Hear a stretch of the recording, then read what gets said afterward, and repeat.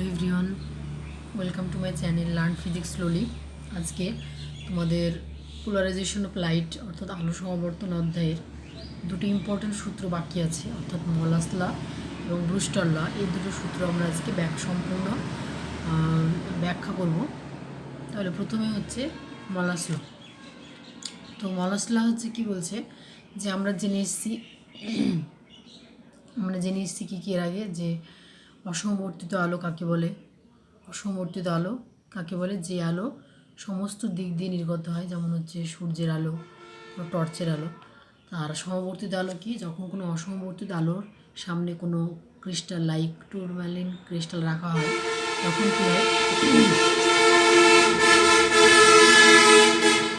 তখন কী হয়?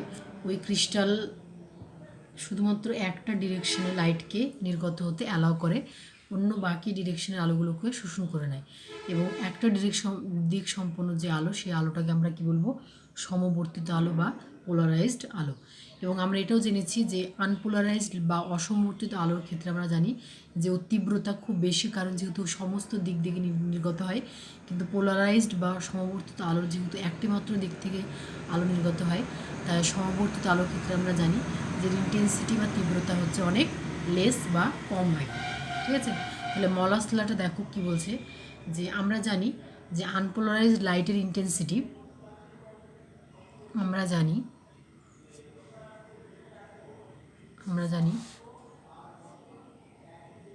অসমবর্তিত আলোর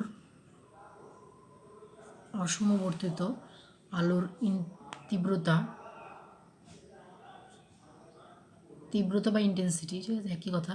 তীব্রতা সবসময় সাপোজ 100% এবং সমবর্তিত আলোর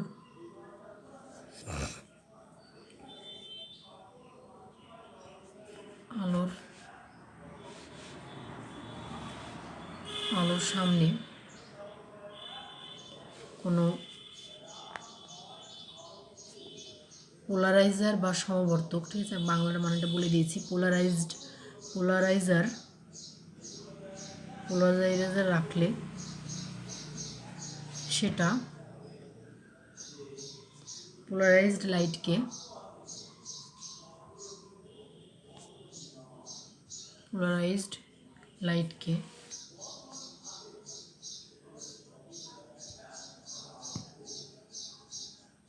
এখানে একটু ভুল হলো, অসমবর্তিত, ঠিক আছে, অসমবর্তিত আলোর সামনে কোনো পোলারাইজার রাখলে সেটা আনপোলারাইজড অসমবর্তিত আলোকে কী করে?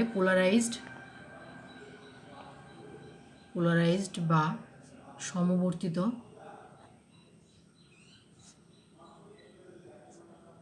আলোতে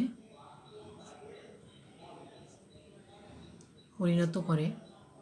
এবং আমরা জানি কি যে আনপোলারাইজড বা অসমবর্তিত আলোর তীব্রতা যদি I0 হয়, তাহলে সমবর্তিত আলোর তীব্রতা কত হয়ে যায়? I0/2। এখানে যেহেতু আমরা ধরলাম যে অসমবর্তিত আলোর তীব্রতা 100%, তাহলে অতএব সমবর্তিত আলোর তীব্রতা হবে কি? অতএব সমবর্তিত আলোর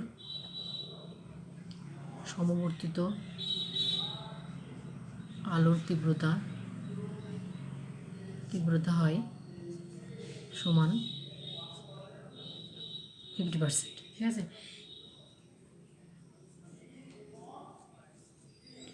তাহলে এই 50% পোলারাইজড লাইটের সামনে যদি আবার কোনো পোলারাইজার রাখা হয়, তাহলে ইন্টেন্সিটি কম বা বেশি হতে পারে। তাহলে আমরা এখানে বিজ্ঞানী মলাস কীভাবে এটা নির্ণয় করেছিলেন ক্যালকুলেশন করে, সেটা আমরা এখন দেখব, ঠিক আছে। তাহলে মনে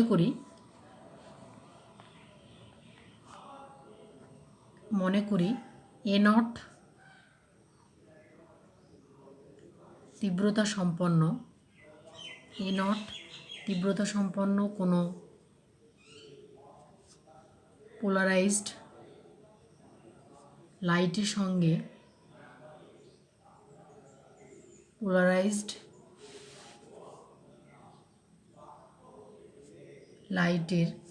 সঙ্গে কোনো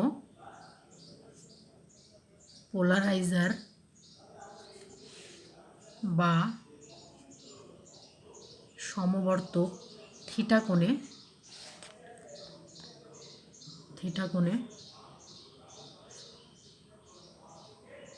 রাখা আছে। ঠিক আছে, নিচে এবার ছবির সাহায্যে একটু দেখো যে এই যে এটা হচ্ছে পোলারাইজার একটা, সেই পোলারাইজারের সঙ্গে আমরা কী করেছি,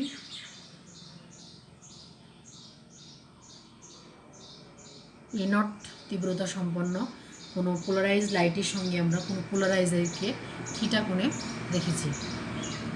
থিটা কোণে আমরা এখানে রেখেছি। তাহলে এখানে আমরা দেখতে পাবো কি যে হচ্ছে ফার্স্ট এখানে হচ্ছে যে তীব্রতা ছিল হচ্ছে ধরো আই নট। ঠিক আছে, আই নট, এবং এর যে হচ্ছে তীব্রতা পোলারাইজ লাইটের সেটা ছিল এ নট। বিস্তার ছিল এ নট এবং তীব্রতা ছিল হচ্ছে আই নট। তাহলে এখানে যখন আমরা একটি সমবর্তকের সঙ্গে রাখছি তখন এটা চেঞ্জ হয়ে যায়, কী হয়ে যাবে, এর বিস্তারটা হয়ে যাবে কত এ,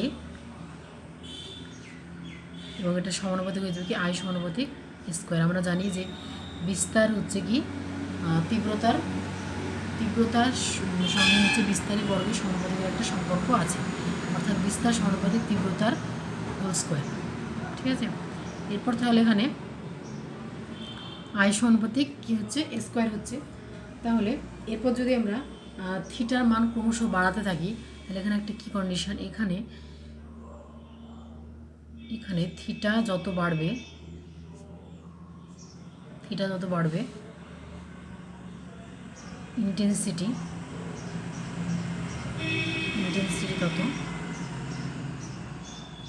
ইন্টেন্সিটি তত কমবে। এখানে দেখো নিচে ছবিটার সাহায্যে আমরা দেখছি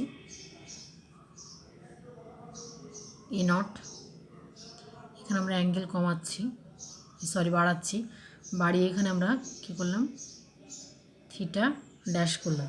তাহলে এখানে যদি থিটা ড্যাশ করলাম তাহলে এখানে আমরা যে তীব্রতাটা পাবো সেটা হবে কি খুবই ছোট। এটা হচ্ছে ফিগার 2। এবার হচ্ছে এখানে এভাবে যদি বাড়াতে থিটার সময় 90 ডিগ্রি হয়, এভাবে বাড়াতে থিটা সাপোজ 90 ডিগ্রি, তখন দেখা যাবে কি যে ইন্টেন্সিটি 0। এভাবে থিটা যদি বাড়ায় তাহলে ইন্টেন্সিটি 0। তাহলে বিজ্ঞানী মালাস তখন বলেছি যে কোনো পোলারাইজ লাইটের সঙ্গে কোনো পোলারাইজারকে 90 ডিগ্রি করে রাখা হলে কোনো ইন্টেন্সিটি পাওয়া যায় না। আই সমানুপাতিক হচ্ছে cos স্কোয়ার থিটা। যদি আমরা এর অনুভূমিক অংশটা নিলে কী হবে, cos থিটা হবে। তাহলে এখানে বিজ্ঞানী মলাস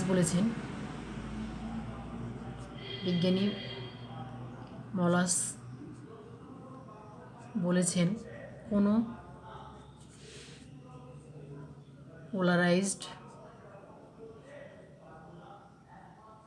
লাইটের সঙ্গে কোনো পোলারাইজারকে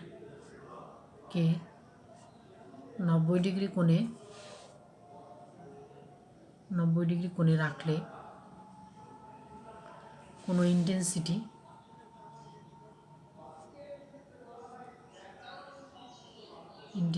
পাওয়া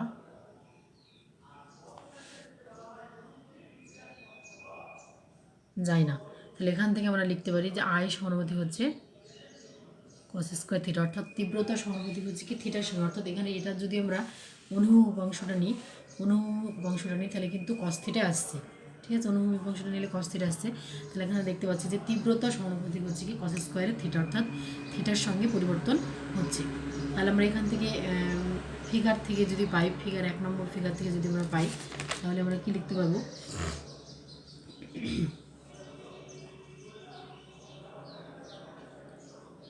এটুকু মনে করছি এ নট, এটুকু হচ্ছে মনে করছি এ, আর এটুকু থিটা, আর এটা হচ্ছে এ নট। তাহলে এখান থেকে ফিগার 1 থেকে আমরা এখান থেকে লিখতে পাচ্ছি, তাহলে ফিগার 1 থেকে পাচ্ছি, ফিগার 1 থেকে পাওয়া যাচ্ছে ফিগার 1 থেকে cos থিটা সমান ভূমি বা অতিভুজ a বাই এ নট। তাহলে এখান থেকে এ সমান হচ্ছে এ নট cos থিটা। তাহলে আবার আমরা কি জানলাম আই সমানুপাতিক স্কোয়ার, তাহলে এখান থেকে আই সমানুপাতিক এর জায়গায় কী বসাবো এ নটের whole square cos square theta. তাহলে এখান থেকে আই নট, আবার আই নট সমানুপাতিক হচ্ছে কি এ নটের হোল স্কোয়ার, তাহলে আই সমানুপাতিক এ নটের whole square cos square theta, যেহেতু A nought square cos square theta সমানুপাতিক আই, তাহলে আই বাই আই নট সমানুপাতিক হচ্ছে কস স্কোয়ার থিটা। তাহলে আই সমান হচ্ছে এখান থেকে I nought cos square theta, অতএব আই সমানুপাতিক কস স্কোয়ার থিটা। এটাই হচ্ছে কি মালাস ল, ঠিক আছে, এটাই হচ্ছে মালাস ল। তাহলে ফিগার 1 থেকে আমরা পাচ্ছি কস থিটা সমান ভূমি অতিভুজ এ বাই এ নট, এবার এ সমান এ নট কস থিটা, তাহলে আই সমান হচ্ছে অনুপাতিক এ স্কোয়ার, দেবে আই সমানুপাতিক A nought square cos square theta, তাহলে আই নট সমানুপাতিক এ নট স্কোয়ার বা আই সমানুপাতিক হচ্ছে A nought square cos square theta, তাহলে আই বাই আই নট সমানুপাতিক কস স্কোয়ার থিটা, তাহলে আই সমান হচ্ছে I nought cos square theta, I সমানুপাতিক হচ্ছে কস স্কোয়ার থিটা। এটাই হচ্ছে কি মালাস ল। এরপর হচ্ছে আমরা পড়বো ব্রুস্টার ল, ঠিক আছে। ব্রুস্টার লটা খুব ইম্পর্টেন্ট, তোমাদের পরীক্ষা খুবই আসে। তাহলে এরপর আমরা পড়বো কি ব্রুস্টারের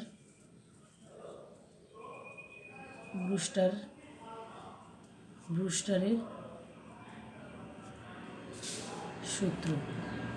ব্রুস্টারের সূত্র, তাহলে ব্রুস্টারের সূত্র কিন্তু যখন কোনো মানে রিজিড কোনো সারফেস, অর্থাৎ যখন কোনো শক্ত প্রতিফলকের উপর কোনো অসমবর্তিত আলো এসে পড়বে তখন কি হবে সেই চিত্রটা এখানে দেখানো হয়েছে, ঠিক আছে। তাহলে এখানে ছবিটা আমরা একটু দেখে নিই। এক্স ওয়াই হচ্ছে একটি বিভেদ দল, এক্স ওয়াই হচ্ছে একটি বিভেদ দল, তারপরে হচ্ছে লম্ব। তাহলে এখানে একটি অসমবর্তিত আলো,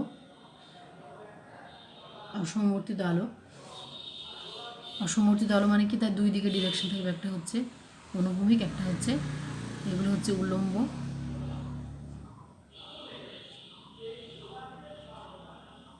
আর এগুলো হচ্ছে অনুভূমিক। তোমরা এখন এগুলোর সঙ্গে পরিচিত হয়ে গেছো, অনুভূমিক আর উল্লম্ব। এটা যখন কোনো একটা নির্দিষ্ট কোণে এসে আপতিত হবে, ঠিক আছে, তাহলে এখান থেকে কিছুটা আলোক রশ্মি কী হবে প্রতিফলিত হবে, আর কিছুটা রশ্মি কী হবে দ্বিতীয় মাধ্যমে প্রতিষ্ঠিত হবে। তাহলে এখানে এটা মনে করছি এয়ার উপরে, আর এটা হচ্ছে ওয়াটার, ঠিক আছে। তাহলে কিছুটা আলোক রশ্মি আমরা দেখতে পাচ্ছি, আর এটা হচ্ছে প্রতিফলন কোণ হলো কত আর, আর সাপোজ এই কোণটা হচ্ছে কত আপাতন কোণ আই। তাহলে এখান থেকে যখন নির্গত হচ্ছে তখন আমরা দেখতে পাচ্ছি কি যে কিছু কিছু আলোক রশ্মি আমরা দেখতে পাচ্ছি উল্লম্বভাবে কাঁপছে, আবার কিছু কিছু আলোক রশ্মি অনুভূমিকভাবে কাঁপছে। অর্থাৎ এটা এখান থেকে যে আমরা রশ্মিটা পাচ্ছি সেটা কিন্তু আংশিক সমবর্তিত আলো, অর্থাৎ সমবর্তিত পুরোপুরি তখনই হবে যখন শুধুমাত্র একটা ডিরেকশন আলো থাকবে। কিন্তু এখানে আমরা এটাকে কী বলবো আংশিক সমবর্তিত আলো, কারণ এর মধ্যে আমরা দেখছি যে উল্লম্ব আছে কিছুটা অনুভূমিকও আছে, মিশে আছে, তাই এটার নাম হচ্ছে কি আংশিক সমবর্তিত আলো পাচ্ছি। কিন্তু আমাদের টার্গেটটা কি অসমবর্তিত আলো থেকে সম্পূর্ণরূপে সমবর্তিত আলো পাওয়া, তাই তো, সম্পূর্ণরূপে হচ্ছে সমবর্তিত আলো, এটা হচ্ছে প্রতিষ্ঠিত কোণ। তাহলে তখন এক্স ওয়াই বিভেদ তল এখানে যখন কোনো শক্ত কোনো প্রতিফলক তলের উপর কোনো অসমবর্তিত আলো এসে পড়বে তখন কী হবে এটা আমরা এখানে দেখছি যে তখন এক্স ওয়াই বিভেদ তল তখন এক্স ওয়াই বিভেদ তল এই যে উল্লম্ব কম্পাঙ্কগুলো অর্থাৎ লম্ব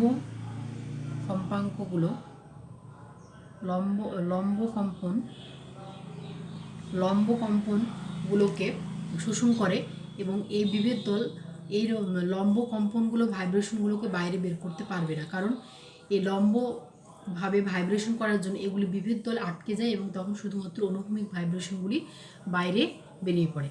তাহলে এরকম অনুভূমিক শক্ত তল থাকার জন্য শুধুমাত্র এই উল্লম্ব কম্পনগুলোকে শোষণ করতে পারবে, কিন্তু অনুভূমিকগুলোকে শোষণ করতে পারবে না, ঠিক আছে। তাহলে তার জন্য কী হয় এই যে অনুভূমিক যে আমরা দেখতে পাচ্ছি কম্পনগুলো সেগুলো হচ্ছে বাইরে বেরিয়ে এসেছে। এখানে ওপরে পিকচার থেকে আমরা দেখতে পাচ্ছি যে উল্লম্ব অংশ বাইরে বেরিয়ে এসেছে, তাই একে বলছে আমরা কি আংশিক পোলারাইজড বা আংশিক সমবর্তী তল, আগেই বললাম।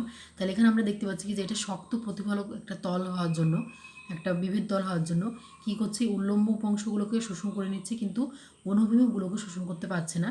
তাই এখানে যে প্রতিফলিত হয়েছে সেই রশ্মিটার মধ্যে আমরা দেখতে পাচ্ছি যে উল্লম্ব আছে, অনুভূমিক আছে, কিন্তু এখানে দেখতে পাচ্ছি অনুভূমিকটা বেশি, তার মধ্যে কিছু উল্লম্ব চলে এসছে। তার জন্য আমরা এটাকে সম্পূর্ণ সমবর্তিত আলো বলতে পারছি না, এটাকে আমরা বলছি কি যে আংশিক সমবর্তিত আলো। বুঝে গেল? এরপর আমরা আমাদের টার্গেটটা কি, যে সম্পূর্ণ সমবর্তিত আলো পাওয়া। তার মানে বলা যায় যে যদি 100% লাইটের মধ্যে 80% আলো শোষিত হয় এবং বাকি 20% আলো বাইরে বেরিয়ে এসেছে, তাহলে নিচের আমরা আরেকটি যে ছবি দেখব সেই ছবি থেকে আমরা সেটা পরিষ্কার বুঝতে পারবো। তাহলে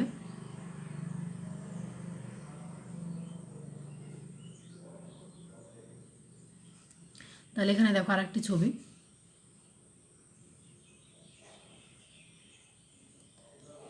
এখানে একটা আলো আসছে,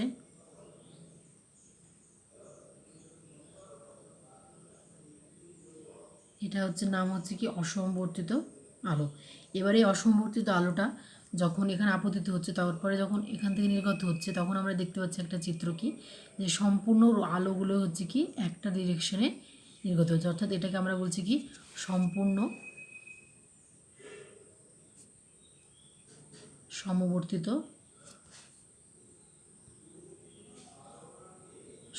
সমবর্তিত আলো। এবার আমরা কি করব, যে এখানে অ্যানালাইসিস করব আমরা এখানে, যে পার্টিকুলার ঠিক কত অ্যাঙ্গেলে কোনো অসমবর্তিত আলো আপতিত হলে আমরা সম্পূর্ণরূপে সমবর্তিত আলো পেতে পারি, সেটা আমরা এখন একটা অ্যানালাইসিস করব। তাহলে এখানে দেখো অ্যানালাইসিসটা করছি, যে এখানে একইভাবে একটা আমরা বিভেদ্য লাগবো, ছবিটা ভালোভাবে বোঝার চেষ্টা করবে, বিভেদ তল। তাহলে এখানে আমরা কি করছি, বিভিন্ন অ্যাঙ্গেলে আমরা এখানে রশ্মি আপতিত করছি। এখানে ধরো সাপোজ আমরা ছোট ছোট করে ছবিগুলো আঁকছি, θ1, ঠিক আছে। θ1 থেকে আমরা দেখতে পাচ্ছি কি যে এখান থেকে যে আলোটা নির্গত হয়েছে সে আলোটার মধ্যে আমরা দেখতে পাচ্ছি কিছুটা উল্লম্ব আছে, কিছু উল্লম্ব, তাই এটার নাম হচ্ছে কি মানে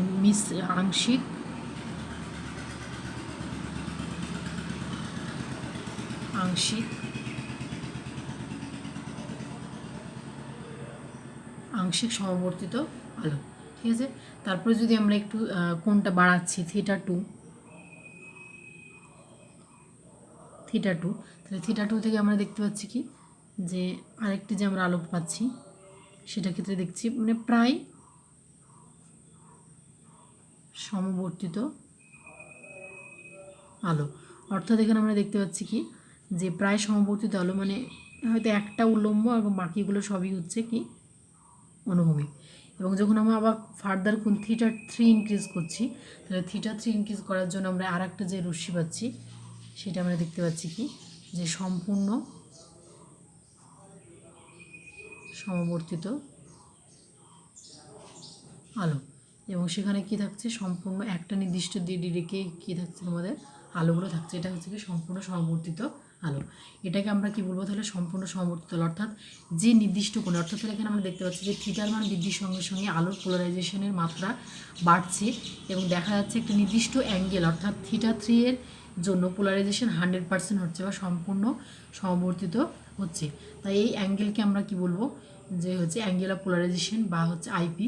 এই নির্দিষ্ট কোণ আইপি এর মান যদি θ4 হয় তখন আবার পোলারাইজেশন হচ্ছে 90 ডিগ্রি।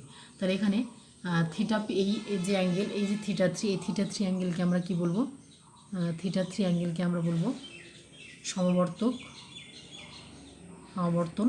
কোণ, পোলারাইজার অ্যাঙ্গেল, এবং এটার মান হচ্ছে কি আইপি।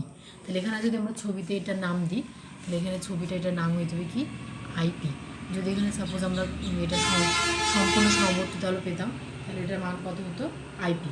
তাহলে এখানে এই যে মাধ্যম, জল মাধ্যম, অর্থাৎ আলোক রশ্মি যে বায়ু মাধ্যম থেকে জল মাধ্যমে যাচ্ছে, বায়ু মাধ্যম থেকে জল মাধ্যমে যাচ্ছে, তাহলে বায়ু থেকে জলে যাওয়ার জন্য যে একটা প্রতিসরাঙ্কে চেঞ্জ হচ্ছে, তাহলে সেই প্রতিসরাঙ্কের সঙ্গে এবং এই মাধ্যমের যে আইপি কোণ তার সঙ্গে একটা রিলেশন আছে, সেই রিলেশনটা হচ্ছে কি মিউ ইকুয়ালস টু হচ্ছে mu equals to tan I P. তাহলে ব্রুস্টারের সূত্র বোঝা গেল যে এমন একটা নির্দিষ্ট কোণ আছে যে নির্দিষ্ট কোণের জন্য আমরা কী পাচ্ছি, অসমবর্তিত আলো থেকে সম্পূর্ণরূপে সমবর্তিত আলো, এবং সেই অ্যাঙ্গেলটা হচ্ছে আইপি, সেই অ্যাঙ্গেলটাকে আমরা কী বলবো, সমবর্তন কোণ, এবং মিউ সমান হচ্ছে কি ট্যান আই পি। তাহলে এখান থেকে মিউ সমান তোমরা বের করতে পারবা, কারণ মিউ সমান হচ্ছে কি, মিউ সমান হচ্ছে সাইন আই বাই সাইন আর। তাহলে এখানে মিউ সমান সাইন আইপি বাই সাইন আরের জায়গায় এখানে তোমরা লিখবা কি, যে এখান থেকে ছবিটা দেখো, এটা আর হচ্ছে, তাহলে আইপি মানে আর মানে বা কী হচ্ছে 90 মাইনাস, এটা যদি এটা হচ্ছে এটা আইপি, এটা আর, তাহলে এটা হচ্ছে কত আর সাইন আর। তাহলে এখান থেকে যদি এই যে এর মধ্যে বা কোণ কত 90 ডিগ্রি, এই রশ্মি দুটোর মধ্যে 90 ডিগ্রি, তাহলে এটা যদি আইপি হয় এটাও আইপি হবে, এটা যদি 90 ডিগ্রি তাহলে এটাকে কত হবে 90 মাইনাস আইপি। বোঝা গেল? এই যে দুটো রশ্মির মধ্যে কোণ কত 90 ডিগ্রি। আর এটা যদি আইপি হয় তাহলে এটাকেও আমরা আইপি বলতে পারি, কারণ আপতন কোণ সমান প্রতিফলন কোণ। আর তাহলে এটাকে টোটালটা 90 হচ্ছে, তাহলে এই টোটালটা 90-র মধ্যে এটা আর, তাহলে এইটুকু আমরা কি লিখতে পারি, এটুকু হচ্ছে কত, এই টোটালটার মধ্যে এটা হচ্ছে 90 মাইনাস আইপি। তাহলে এখানে 90 মাইনাস আইপি, তাহলে 90 মাইনাস আইপি সমান হচ্ছে sine IP by cos IP. তাহলে মিউ সমান হচ্ছে কত, ট্যান আইপি। এটা হচ্ছে ব্রুস্টারের ল বা ব্রুস্টারের সূত্র। ঠিক আছে, তাহলে এই পর্যন্ত ভালোভাবে, আর তোমাদের বইয়ে এখানে ক্যালকুলেশনটা যেভাবে করা আছে সেভাবে করবে, জাস্ট রাফ এটা বোঝালাম। তাহলে এইভাবে ব্রুস্টারের সূত্রটা পড়বে, ব্রুস্টার কোণ কাকে বলে পড়বে, এগুলো খুব ইম্পর্টেন্ট, এগুলো পরীক্ষা আসে। মলার সূত্রটি কী, মলার সূত্রের যে ফর্মুলা সেটা মনে রাখতে হবে। ঠিক আছে, থ্যাংক ইউ।